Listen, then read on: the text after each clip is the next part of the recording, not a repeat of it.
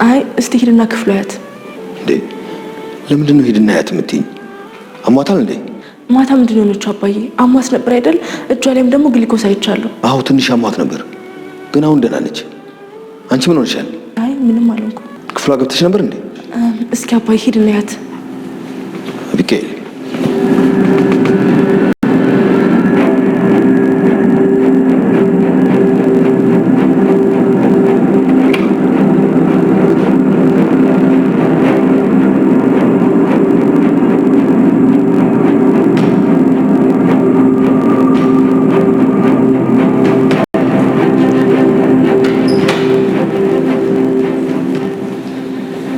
ዳጣስ?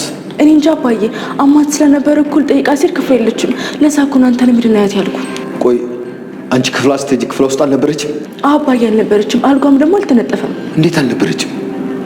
የት ሄዳ ነው? አላውቅም አባዬ፣ አልነበረችም። ዳጣ ድራማ እጅግ በጣም የሚገርም ነው። እንግዲህ ዳጣዬ እንግዲህ እናቷ ሰላምዬ እንደሆነች ከሰማችን በኋላ በጧት ተነስታ ከቤት ወጥታ ነበረ። ነገር ግን ቤተሰቡ በሙሉ ተደናግጦ ነበረ። ዳጣዬ የጠፋች መስሏቸው በጣም ደንግጦ ነበሩ ማለት ነው። ዳጣዬ ግን ከእንቅልፏ ተነስታ በጧት ወደ ቤተ ክርስቲያን ነበረ ሄደችው። ቤተሰብ በሙሉ ግን ተደናግጦ ነበረ። እየጠፋች እየትገባች ብሎ እየደነገጡ ነበረ። ሁሉም ጭንቀት ውስጥ ገብተዋል። አቶ ደረጀም እንግዲህ በጣም ደንግጦ ሰላምዬ ጋር ደውሎ ሲጠይቃት ሰላምዬ ኧረ እኔ ጋር አልመጣችም ጋሼ፣ ልጄ የት ሄደች? ምን ሆና ነው? ምን ተፈጠረ? ትለዋለች ማለት ነው። አቶ ደረጀ እንግዲህ ልጄ አትበይው፣ ለኔም ልጄ ናት። ነገር ግን የሆነ ነገር አስበሽ ከሆነ ከኔ ጋር ነው የምትጣይ፣ ዳጣን ከኔ መደበቅ ፈልገሽ ከሆነ ይላታል ማለት ነው። እንደ ጋሼ ምን ማለት ነው? እኔ ዳጣ ምን አለኝ? ምን ልሰጣት ነው ካንተ የሚደብቀው? ትለዋለች ማለት ነው። ዳጣ እንግዲህ ደስታውን መቆጣጠር አልቻለችም።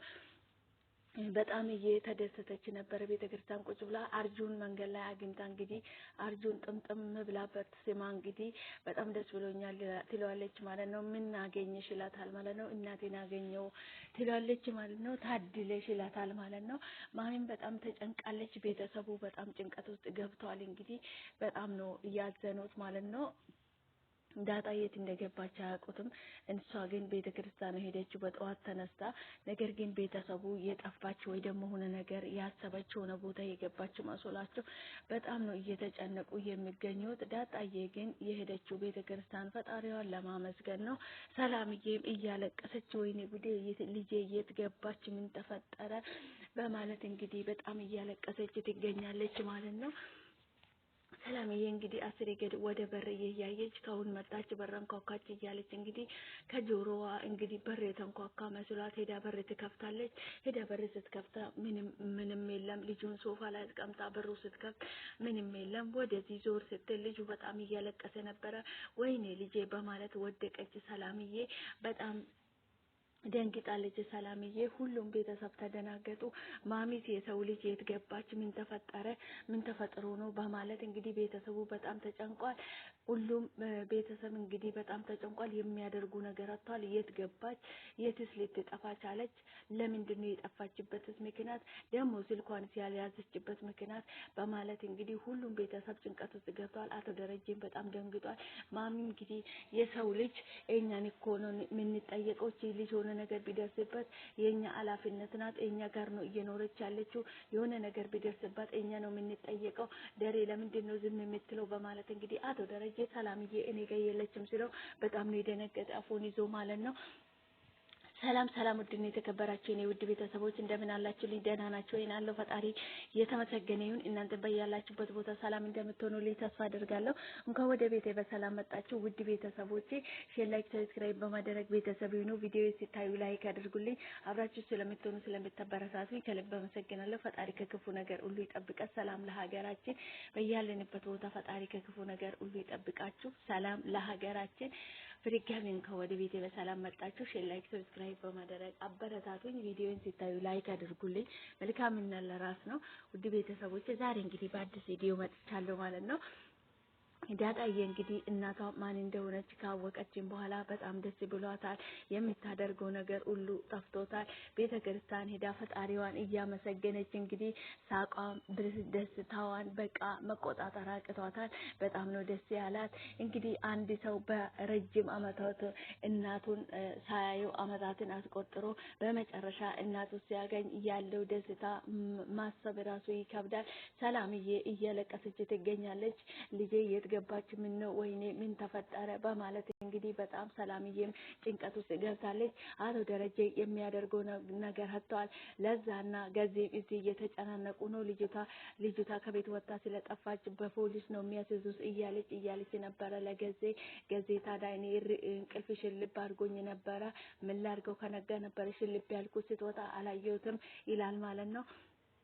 አብኤልም እንግዲህ ወደ ገዜ ሄዳ ስትጠይቅ ነበረ። ቤተሰቡ በሙሉ በጣም ተጨንቋል። ዳጣ እንግዲህ ጠፍታ ወጣ እየጠፋች እየመሰላቸው፣ ነገር ግን እሷ ቤተክርስቲያን ነው ሄደችው። ቤተሰቡ በጣም ተጨንቋል። አብኤል ራሱ በጣም ተጨንቃለች። ቆይ ትላንትና ምን ተፈጥሮ ነበረ? ዳጣ ከቤት ወጣ ልትጠፋ የቻለችው? አባዬ ምን ተፈጥሮ ነበረ? ለምንድነው ማትናገረው? ለምን አታወራም? ለምንድነው ዝም የምትለው? ልጅቷ ትላንትና ለምንድነው የወጣ የጠፋችው? ዛሬ ምን ተፈጠረ? ናታንም ሄዳ ሲጠይቅና ምን ተፈጠረው ነበረ ትላንትና ይላታል ማለት ትላለች ማለት ነው።